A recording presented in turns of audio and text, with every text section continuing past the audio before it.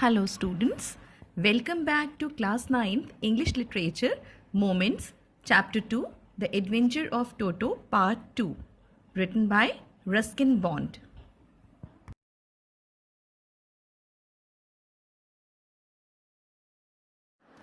So children, in last session we had seen that author's grandfather bought a baby monkey for 5 rupees from a Tonga driver and named it Toto.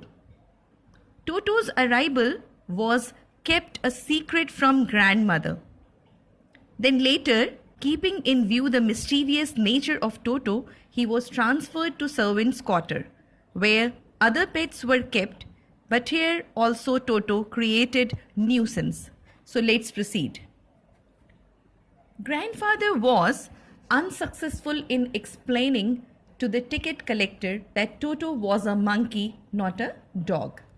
He insisted that Toto was not even an animal with 4 feet. But the ticket collector was firm that Toto fell in the category of dogs.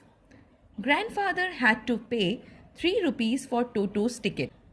Grandfather was disappointed, and in order to take revenge from the ticket collector, he put out his pet tortoise from his pocket.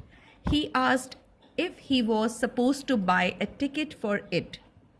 The ticket collector took a close look at the tortoise, pushed it slightly, and announced that grandfather was not required to buy a ticket for it, as it did not fall in the category of a dog.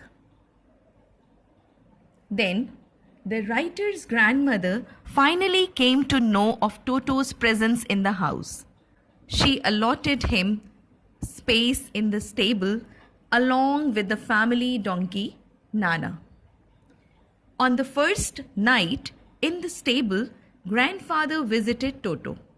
He found Nana restless, pulling its rope in order to stay away from the heap of hay.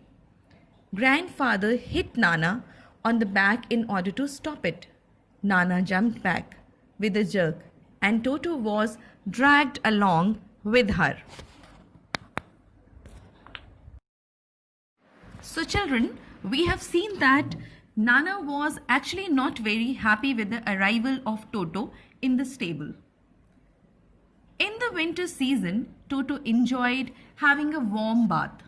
He would pretend to be selfish, and before starting his bath, he would check the temperature of water.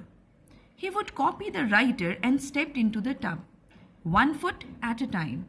Finally, he would sit in the water with his face out of it. Then he would rub himself with soap. When the water became cold, he would run out of it to the stove in the kitchen in order to dry himself. Toto got annoyed if he was laughed upon. He would get hurt and then refused to take bath. The writer recollects an incident when Toto had almost boiled himself.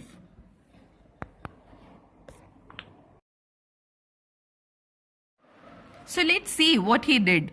In a large kettle, water was boiling on the stove.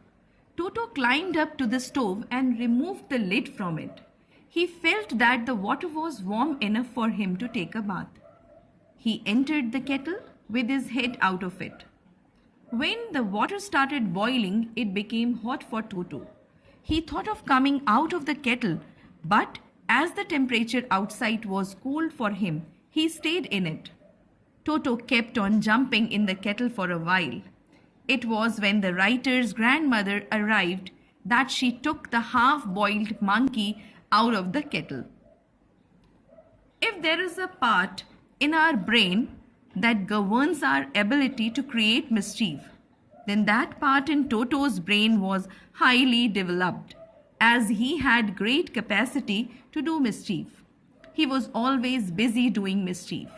Whenever the writer's aunts passed him, he tried to tear their dresses.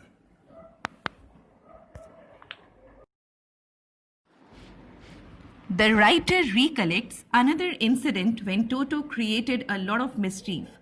At lunchtime, a dish of rice was placed on the dining table.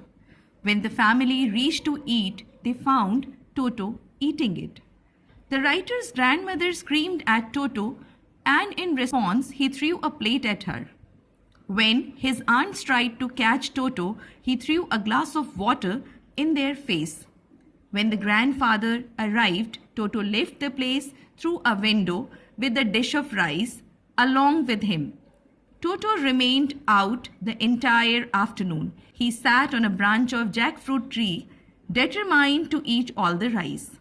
As the grandmother had screamed on him, he wanted to annoy her further, and so, after eating the rice, he threw the dish. It broke into several pieces. So, children, we find that Toto was very fond of making mischiefs. He tore things, broke plates and utensils. He tore the dresses of author's aunt.